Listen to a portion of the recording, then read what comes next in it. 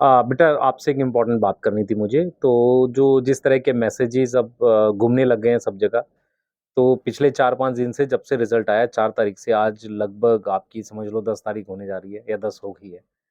तो एक अजीब-सा माहौल है, ठीक है? और एज़ अ टीचर बेटा हमारे लिए भी डिफ़िकल्ट है, हम पढ़ाना छोड़ के ये सब काम में लगे हुए हैं, ये ठीक नहीं है। मतलब हमारे लिए तो ख़ासकर ठीक नहीं है।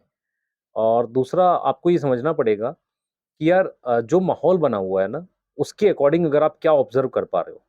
आप ये देख पा रहे हो कि ग्रेस को लेके कुछ ना कुछ तो होगा।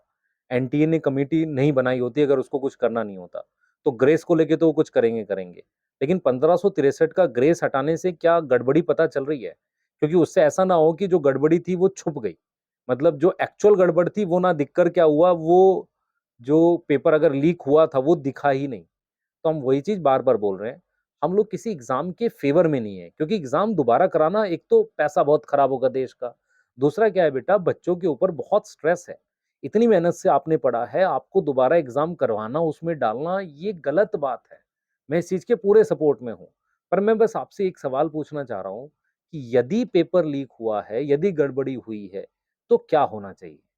दूसरी चीज़ क्या है कि मैं मानता हूँ कि आपके स्कोर आ गए, आप अच्छा कर रहे हो या बहुत सारे बच्चे ऐसे हैं कि जो एक्सेप्ट कर रहे हैं, सर जो आ गया ठीक है हम नहीं देंगे, हमारा मन नहीं कर रहा। लेकिन बेटा पॉइंट क्या है आप ये देखो ना, अगर किसी परीक्षा में जिसमें 24 लाख बच्चे बैठे हैं, जिसमें इतने सारे बच्चों का फ्यूचर जुड़ा हुआ है, यदि उस पेपर में कोई गड़बड़ी हुई है, क्या वो पता नहीं चलनी चाहिए? क्योंकि फिर तो वो गड़बड़ी अगले साल भी होगी। दूसरा जिन लोगों ने ये गलत किया है, क्या उनके खिलाफ कोई कार्रवाई नहीं होनी चाहिए? आप सोचो ध्यान से। क्योंकि आप एक पक्ष देख रहे हो, जिसमें आप ये देख रहे हो कि यार हमारा स्ट्रेस है, हमारा कितना स्ट्रेस है आप ये भी तो देखो। उन बच्चों का कितना स्ट्रेस है जिसको मार्क गलत आ गई है। तो करंटली जो चीज़ें बन गई हैं आपके सामने हैं, ठीक है? और मैं क्लियर बता देता हूँ बेटा कि हम लोग लीगल बात चल रही है हमारी और कर रहे हैं उसके लिए। सैटरडे, संडे ऑफ था, तो और वैकेशन चल रही है कोर्ट में। हमारी बात हुई तो उन्होंने बताया कि सर बहुत सारे सीनियर जो काउंसल्स हैं वो लोग हॉलिडे पे आउट ऑफ कंट्री ही हैं एक तरीके से। तो मतलब लिमिटेड लोग हैं उन्हीं से बात करनी है और जो बात करके ये समझ में आया कि कोर्ट में ना बात फैक्ट्स पर होती है। वहाँ पर हम व्हाट्सएप, टेलीग्राम ये नहीं दिखा सकते। तो हमें प्रॉपर प्रूफ जो-जो है उनको इकट्ठा करना है। जैसे पटना की जो एफआईआर हुई थी उसकी कॉपी चाहिए, गुजरात में, उड़ीसा में जो हुआ था उसकी कॉपी चाहिए।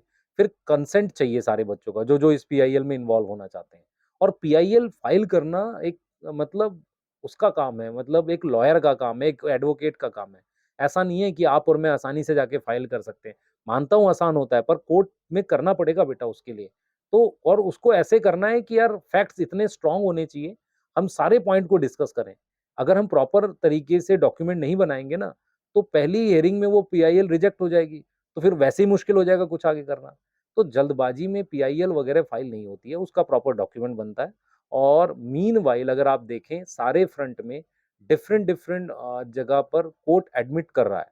मेरे जानने में कुछ लोग ऐसे थे जिन्होंने पहली पीआईएल भी फाइल की थी। मतलब मेरी उन एडवोकेट से भी बात हुई जिन्होंने पहली पीआईएल फाइल की थी। मतलब जो आपने सुना होगा सुप्रीम कोर्ट में एक पीआईएल फाइल हुई है, फिर वो जुलाई पे चली गई। उनसे बात हुई मेरी। तो उन्होंने भी बताया कि सर देखो अभी क्या है ना अब नई पीआईएल्स फाइल हो रही हैं और वो एडमिट कर रहे हैं इसको कोर्ट में वो भी डाल रहे हैं। और वो बता रहे थे कि पहले में तो क्या था कि सिर्फ़ पटना को लेकर था। अभी तो बहुत सारी चीज़ें आ गई हैं, तो कोर्ट इसको एडमिट करके इसकी प्रॉपर चीज़ें सुनेगा। तो अब आपको क्या करना है बेटा? अगर आप मेरे से पूछ रहे हो कि सर मुझे क्या करना चाहिए? बच्चे हम किसी एग्ज़ाम को दोबारा कंडक्ट करवाने के फ़ेवर में कभी नहीं थे। आप हमेशा सुनोगे कभी भी जो लीक-वीक की न्यूज़ बहुत पहले से आती है, मैं डाँट देता हूँ, क्या फ़र्ज़ी बात कर रहे हो तुम? लेकिन इस साल हम क्यों बोल रहे हैं आपको शायद पता ही नहीं चल रहा है। हम डर रहे हैं कहीं मास लेवल पे कुछ गड़बड़ ना हुई हो। क्योंकि आप सोचो ना कि यार जब 20,000 रैंक 620 नंबर पे आती थी, 660 पे आई है। मैं ये वो जो मतलब मास लेवल पे अगर गड़बड़ हुई है, ये पता चलनी चाहिए, है ना? और अगर आप अपने अपने आपके लिए बात कर लेता हूँ, मान लो आपके 700 नंबर आए, आपकी जो रैंक आ रही है, मान लो दोबारा देने से 680 आ गए, लेकिन रैंक इम्प्रूव हो गई क्योंकि वो सारी गड़बड़ी हट गई, तो फिर तो कोई दिक्कत ही नहीं है ना। आप डर रहे हो, घबरा रहे हो, आपको कह रहा है स्ट्रेस है सर दोबारा से दिमाग कैसे लगाएँ? बेटा तूने पढ़ा हुआ है, तेरे दिमाग में सारा है, घबरा मत। हम तेरे साथ हैं, हर चीज़ में साथ हैं। पर तुझे ट्रस्ट भी तो रखना पड़ेगा यार हम बात सही बोल रहे हैं। अगर कुछ गलत हुआ है तो इंसाफ नहीं कराएगा उसका। और तू अगर ये बोल दे सर कि हमारी क्या गलती मैं मान रहा हूँ बेटा तेरी कोई गलती नहीं है। तूने कुछ गलत नहीं किया है। लेकिन अगर उस पूरे एग्ज़ाम में ही गलत हो रखा है, तो कहीं न कहीं उसका इम्पैक्ट हमारे ऊपर भी पड़ेगा, तेरे ऊपर भी पड़ेगा। पर मुझे उन सारे बच्चों पे ट्रस्ट है जिन्होंने मेहनत करी है ना? और वो दोबारा मेहनत कर सकते हैं, ऐसा कोई वो नहीं है कि यार नहीं कर सकते। मान लो थोड़ा बहुत ऊपर-नीचे होगा पर आपकी रैंक इम्प्रूव ज़रूर होगी अगर इस एग्ज़ाम में गड़बड़ी मान लो थी, तो आपकी रैंक इम्प्रूव हो जाएगी। मेरी बात समझ में आ रही है आपको? ठीक है, मेरा यही मैसेज है बेटा। हम कोई वीडियो नहीं बना रहे हैं अभी बस मतलब सोच रहे हैं बैठ के और बात कर रहे हैं। डिफरेंट डिफरेंट काउंसिल्स के साथ डिस्कशन हुए आज हमारे और उससे जो निकल के आया है, वो ये निकल के आया है कि कोई भी कोर्ट में जो पिटीशन होती है, वो प्रॉपर तरीके से फाइल की जाए और उसको इस तरीके से किया जाए कि उसको जब कोर्ट देखे, तो उससे कोई वो निकल के आए, कोई सॉल्यूशन निकल के आए। जल्दबाजी में अगर हम करेंगे तो कुछ निकलेगा नहीं उसका। मतलब वो क्या करेगा कोर्ट पहली हियरिंग में उसको मतलब हटा देगा, कहेगा कि ये बेकार है ये। तो फिर से उससे दोबारा आप फाइल ही नहीं कर पाओगे। दूसरा वो लोग ये बता रहे थे कि पीआईएल में क्या है बहुत सारे बच्चों के कॉमन इश्यूज़ हैं। कॉमन इश्यू समझ पा रहा है आपको कि भाई चलो वो हुआ है, ग्रेस है। लेकिन सब बच्चों के इंडिविजुअल इश्यूज़ भी हैं। तो ये दोनों तरीके से फिर कोर्ट देखेगा तो इसमें थोड़ा समय लग सकता है। पर अभी अगर आप देखो कि कोलकाता हाई कोर्ट जो है ना वो स्ट्रॉन्ग है बहुत ज़्यादा और वो बहुत अलग मूड में है इस वक़्त, मैं बता रहा हूँ आपको। तो आप मेंटली प्रिपेयर रहो यार अच्छे-बुरे सबके लिए। मैं मेरा मैसेज सिर्फ ये है, अगर आप पढ़ाई स्टार्ट कर सकते हो तो कर लो ना यार, क्या हो गया?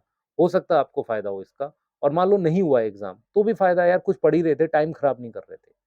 तो एज़ अ टीम हमारा आपके साथ कोई वो नहीं है। हम बार-बार ये बोल रहे हैं बेटा हम आपको सपोर्ट करते हैं। चीज़ें उठाते इसलिए हैं ताकि कुछ गलत ना हो। बाय नेचर हम टीचर हैं। हम इन चीज़ों में पढ़ना ही नहीं चाहते। लेकिन अगर बात आपके भविष्य की है या हर उस बच्चे की भविष्य की है जो नीट से जुड़ा हुआ, तो थोड़ा बोलना बनता है। ठीक है? तो आप गलत सेंस में ना लें प्लीज़ और पढ़ाई कर सकते हो तो कर लो, है ना? और आपके साथ कुछ गलत नहीं होगा, मैं ये सोच पा रहा हूँ। ठीक है बेटा? सही है।